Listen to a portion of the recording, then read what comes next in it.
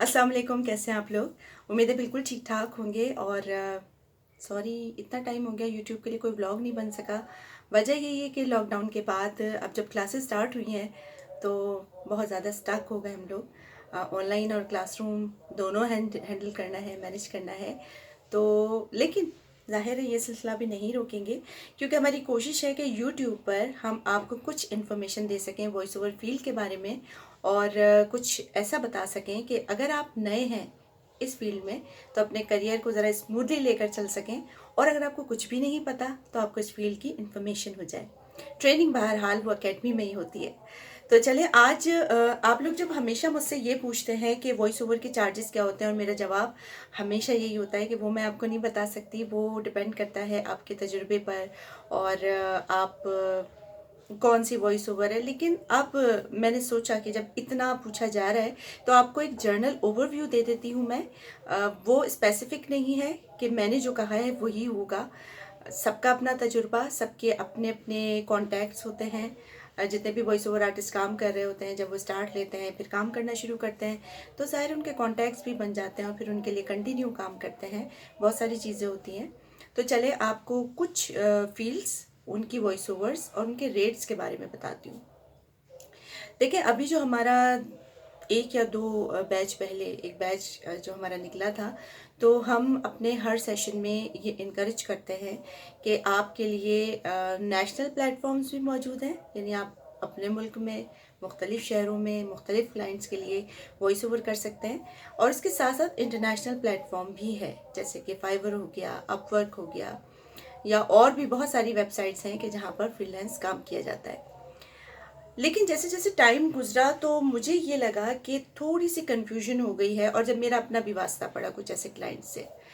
देखिए, ये जो इंटरनेशनल प्लेटफॉर्म्स होते हैं, फाइवर, अपवर्क के जो भी जिस पे भी काम कर रहे हैं, ये आपके लिए कब यूज़फुल होंगे कि जब फॉरेनर्स आपसे काम करवा रहे हैं। फ़र्ज़ किया कि आप इंग्लिश वॉइस ओवर्स भी करते हैं और किसी फॉरेन कंट्री से क्लाइंट ने आपसे कांटेक्ट किया, उसने आपसे वॉइस ओवर कराया, तो वो कम से कम भी अगर आपको पे करता है, फ़र्ज़ कर लिया कि वो आपको $50 देता है या $100 देता है, तो वो उसके $100 हैं। लेकिन जब आप उसको कन्वर्ट करेंगे तो वो आपके ठीक ठाक पैसे हो जाते हैं कि जो यहाँ पर एक्सपीरियंस्ड वॉइस ओवर आर्टिस्ट ले रहे होते हैं पाकिस्तानी रुपीस में। लेकिन बात यह है कि अब जो लॉकडाउन था, मैंने बहुत सारी चीज़ों को देखा, खुद भी विज़िट किया, बहुत सारे क्लाइंट्स से भी कांटेक्ट हुआ। हो ये रहा है कि जो फाइवर है या कोई भी वेबसाइट है, तो वहाँ पर जो हमारे लोकल क्लाइंट्स कह लें आप, अब हम उसको नेशनली लोकल क्लाइंट्स कहते हैं, यानी जो आपके अपने शहर के लोग हैं या किसी दूसरे शहर के लोग हैं मगर हैं वो पाकिस्तान में, तो वो क्या करते हैं कि वो सर्च करते हैं फाइवर पे कि वॉइस ओवर आर्टिस्ट कोई उनको मिल जाए। अब जब वो उनको मिल जाता है तो वो तो पूरा प्रोसेस चल रहा है इंटरनेशनली, कि उनका एक प्रोसेस है और उसके थ्रू जो भी कॉम्प्लिकेटेड एक उनका है वो तो अपनी जगह है। लेकिन आपका जो लोकल क्लाइंट है वो आपको ऑफ़र करता है डॉलर्स। वॉइस ओवर के मतलब जो चार्जेस होते हैं वो आपको डॉलर ऑफ़र करता है। और वो डॉलर भी क्या होते हैं, $5, $10। तो पहली बात तो ये भैया कि हमारी तो करेंसी है रुपीज़ में। अगर आप डायरेक्ट किसी लोकल क्लाइंट के लिए काम करेंगे तो वो कम से कम भी आपको 2,000 3,000 तो देगा। लेकिन अगर आप फाइवर पे अपने लोकल क्लाइंट के लिए $5 और $10 में काम कर रहे हैं तो ये घाटे का सौदा है। ठीक है, लेकिन वो आपकी मर्ज़ी है, आप अगर करना चाह रहे हैं ज़रूर करें। लेकिन बीइंग अ प्रोफेशनल मैं सारे पॉइंट्स को कोशिश करूँगी कि आपको क्लियर कर सकूँ। तो इंटरनेशनल प्लेटफॉर्म उस वक्त आपके लिए फ़ायदेमंद है कि जब कोई इंटरनेशनल क्लाइंट आपसे काम करवाए, क्योंकि वो कम से कम भी आपको पे करेगा तो वो आपकी लोकल करेंसी में ठीक ठाक पैसे होंगे। एक बात हो गई। अच्छा, दूसरी बात ये कि वॉइस ओवर्स मुख्तलिफ़ किस्म की होती हैं, जिनमें यूट्यूब वीडियोस होती हैं, कॉर्पोरेट वीडियोस होती हैं, IVRs होते हैं, कमर्शियल्स होते हैं, डॉक्यूमेंट्रीज़ होती हैं। मुख्तलिफ़ किस्म की वॉइस ओवर्स हैं और इनके चार्जेस भी मुख्तलिफ होते हैं। यानी एक तो डिपेंड कर रहा है आपके अपने तजुर्बे पे, और दूसरा खुद इन वॉइस ओवर्स पे कि इनके चार्जेस क्या होते हैं। अगर यूट्यूब पे, अब मैं इस वक्त आपसे यूट्यूब पे बात कर रही हूँ तो क्यों ना मैं यूट्यूब वीडियोस की ही बात करूँ। आपने देखा होगा कि अपना व्यू टाइम बढ़ाने के लिए जो वीडियोस बनाई जाती हैं वो कम से कम भी 10 मिनट की होती हैं, ठीक है। अच्छा, नॉर्मली जो वॉइस ओवर्स होती हैं वो 1 मिनट, 2 मिनट, 3 मिनट, बहुत हो गया 5 मिनट, शॉर्ट डॉक्यूमेंट्रीज हो गई, ये टाइम होता है। तो यूट्यूब का तो टाइम बहुत ही ज़्यादा है, लेकिन मतलब ये मीडियम ऐसा है कि यहाँ पे आप पर मिनट नहीं चार्ज कर सकते। यहाँ पे यूट्यूब पे चार्जेस कम होते हैं। कम कैसे होते हैं? अगर आप रोज़ाना एक भी वीडियो अपलोड कर रहे हैं तो आपका क्लाइंट आपसे कहेगा कि उसे महीने में 30 चाहिए होंगे वॉइस ओवर, अगर वो रोज़ाना एक अपलोड करते हैं। तो नॉर्मली ये इस वॉइस ओवर के लिए कॉन्ट्रैक्ट पर आपको हायर किया जाता है वॉइस ओवर आर्टिस्ट को, और वो फिर तय हो जाता है कि आपको मंथली के इतने पैसे मिलेंगे और आपने इतनी वॉइस ओवर्स करनी है। नॉर्मली वो 10 मिनट की होती है, और अगर वो आपको मंथली पे कर रहे हैं, फ़र्ज़ किया कम से कम भी किया, अगर पर वॉइस ओवर 1000, 1500 या 2000 कर रहे हैं तो वो आपके बन जाते हैं कितने? अगर 2 दे रहे हैं तो 60,000 हो जाते हैं, अगर वो 15 दे रहे हैं तो उससे कुछ कम हो जाएंगे, और अगर 3 दे रहे हैं तो फिर तो बात ही क्या है। तो ये होता है कॉन्ट्रैक्ट, ठीक है। वॉइस ओवर जो की जाती है वो ड्यूरेशन के हिसाब से चार्जेस होते हैं। जब हम स्क्रिप्टिंग करते हैं तो वो वर्ड्स के हिसाब से होती है कि इतने वर्ड्स के इतने पैसे, और जो वॉइस ओवर होती है वो टाइम के हिसाब से होती है, 1 मिनट, 2 मिनट, 3 मिनट, जितना भी है। तो यूट्यूब का तो मैंने आपको बता दिया कि भले उसके ड्यूरेशन ज़्यादा होता है, लेकिन क्योंकि वो कंटिन्यू काम होता है, और इसमें नॉर्मली क्लाइंट आपके जो होते हैं वो हम आप जैसे लोग होते हैं जिन्होंने यूट्यूब चैनल बनाया है और वो उस पर वीडियोज़ अपलोड करते हैं और उसके लिए पे करते हैं। तो उनको तो हम इतना कह भी नहीं सकते कि भाई हम एक वॉइस ओवर के 5,000 लेंगे, 10,000 लेंगे। तो यूट्यूब के इस तरह के चार्जेस होते हैं ड्यूरेशन के हिसाब से, और मोस्टली कॉन्ट्रैक्ट बेस होता है। अच्छा, अगर हम आईवीआर की बात करें, आईवीआर मुझे बड़े मज़े का लगता है, थोड़ा सा टाइम लगता है और उसकी पेमेंट मुनासिब होती है।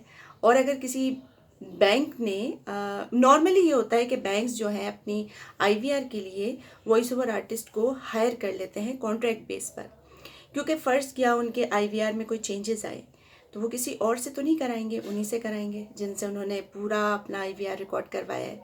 तो वो ईयरली कॉन्ट्रैक्ट कर लेते हैं और फिर उन्हीं से वॉइस ओवर कराते हैं। तो उस आईवीआर में फ़र्स्ट टाइम शायद ज़्यादा टाइम लगता है जब आपको पूरा उसका मेन्यू रिकॉर्ड करना होता है, और उसके बाद जैसे जैसे उसमें चेंजेस आते हैं वो आपसे ठीक करवा लिए जाते हैं या दोबारा रिकॉर्ड करवा लिए जाते हैं। आप उस बैंक के कॉन्ट्रैक्ट पर होते हैं और जो भी आपका तय हुआ होता है कि ये आपके चार्जेस होंगे वो आपको मिल जाते हैं और वो ठीक ठाक होते हैं। जैसे फ़र्ज़ किया कि किसी बैंक ने आपसे अपना पूरा आईवीआर कराया, तो कम से कम भी 35,000 होते हैं, होना चाहिए, और फिर इससे आगे ही जाएं, आप पीछे ना जाएं। तो ये हो गए आईवीआर के चार्जेस। अब इसका क्योंकि कॉर्पोरेट क्लाइंट है तो उसका बजट अच्छा होता है और मुनासिब होता है, लेकिन बात वही है कि आपने अपनी आवाज़ की कीमत क्या लगाई है। अगर आप अपनी आवाज़ के बारे में श्योर नहीं है कि भाई मैंने ये वॉइस ओवर इतने में करनी है, तो फिर तो कॉर्पोरेट जो आपका क्लाइंट है वो भी आपसे 2,000 में करवा लेगा। तो ये आपका अपना फैसला होता है। इसके अलावा कौन सी होती हैं? इसके अलावा होती हैं अनाउंसमेंट्स होती हैं। अनाउंसमेंट्स शॉपिंग मॉल्स हो गए। शॉपिंग मॉल जो है वो डायरेक्ट आपके पास नहीं आएगा, ज़ाहिर है उसने किसी को हायर किया होगा, किसी प्रोडक्शन हाउस को या किसी स्टूडियो को, तो वो स्टूडियो या प्रोडक्शन हाउस आपसे करवाएगा। अब ये जो अनाउंसमेंट्स होती हैं वो छोटी छोटी सी होती हैं, 2 लाइन 3 लाइन्स की होती हैं। बहुत ज़्यादा तकरीर की तो 4-5 लाइन्स की हो गई, 1 मिनट के अंदर ही होती हैं। और इसके चार्जेस अब अब मैं एक जर्नल उससे बता रही हूँ, मैं जो लेती हूँ मैं वो नहीं बताऊँगी, लेकिन एक मुनासिब जो होते हैं वो 2 से 3 हज़ार रुपये होते हैं, ठीक है। ये होते हैं अनाउंसमेंट के। और कौन सी होती है वॉइस ओवर?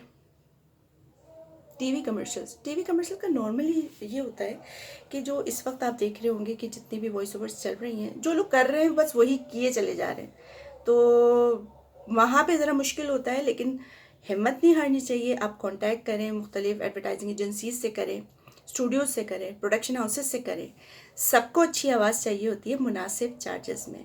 तो अगर आपकी आवाज़ अच्छी होगी और चार्जेस भी मुनासिब होंगे तो ज़रूर वो आपको कमर्शियल में भी आपकी आवाज़ लेंगे। तो टीवी कमर्शियल का तो ये है। अच्छा, टीवी कमर्शियल के चार्जेस पे बात कर लेते हैं। वही है कि न्यू कमर्स हैं अगर, तो एटलीस्ट 5-6 थाउजेंड होने चाहिए। लेकिन जो ज़ाहिर एक्सपीरियंसड हैं वो 10,000, 15,000, 20,000, 30,000, और बहुत ही एक्सपीरियंसड हैं तो बस अब सोच है आपकी कि वो कितने ले सकते हैं। तो ये हो गया कमर्शियल। इसी तरह रेडियो स्लॉट कमर्शियल ही है। टीवी कमर्शियल टीवी पे चलता है, रेडियो कमर्शियल रेडियो पे चलता है। तो उसके भी चार्जेस कुछ ऐसे ही होते हैं, कम बेश 1-2 मिनट के हो गए। तो अगर आप नए हैं तो एटलीस्ट 4 से 5 हज़ार आपको ज़रूर पे होना चाहिए। अब मेरी ये बात सुन के जो वॉइस ओवर करते हैं वो तो खुश होंगे, लेकिन जो करवाते हैं तो वो सोच होंगे ये क्या बात हुई।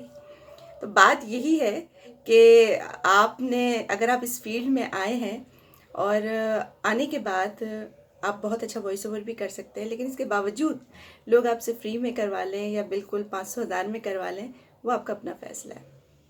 हमारा काम है बताना। तो अभी मैंने आपको मुख्तलिफ वॉइस ओवर्स बता दिए, उसके चार्जेस बता दिए।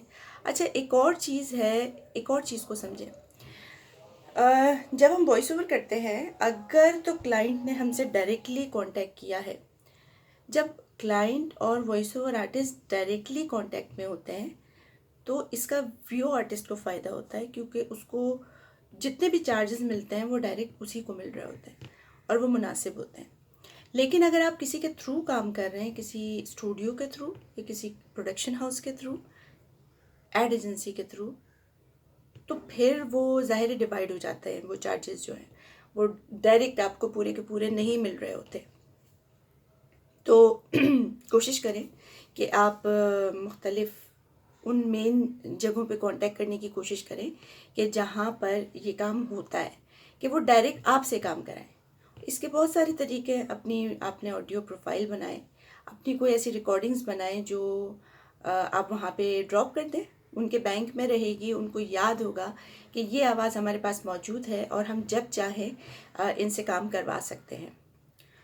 तो ये थोड़ी सी बातें थीं कि जो शायद पिछले किसी ब्लॉग में हमने डिस्कस नहीं की, लेकिन अब इस बारे में बहुत ज़्यादा पूछा जा रहा था तो मैंने सोचा कि आपको थोड़ा सा इस बारे में भी बताते हैं। बाकी ये वाली चीज़ हम डिस्कस करते रहेंगे इंशाल्लाह। अभी आपसे चाहेंगे इजाज़त और इंशाल्लाह जल्दी आएंगे दोबारा फिर कोई इन्फॉर्मेशन के साथ। अच्छा, एक चीज़ आपको मैं बता दूं कि ब्लॉग्स देखने के बाद मुझे बहुत सारी मैसेजेस आ रहे होते हैं, हमारी टीम को भी आ रहे होते हैं। आप लोग जब कांटेक्ट करते हैं तो डायरेक्टली मैं नहीं मिलती, वो ज़ाहिर हमारी पूरी टीम काम कर रही है। वो वहाँ पे एडमिशन के जो भी क्वेरीज आती हैं उनको आंसर कर रही होती हैं, तो वो मैं नहीं होती। मैं देखती ज़रूर हूँ, बाद में जितने भी मैसेजेस आते हैं वो मैं भी चेक करती हूँ, लेकिन ऐसा नहीं है कि आप डायरेक्ट मुझ तक आ सकें।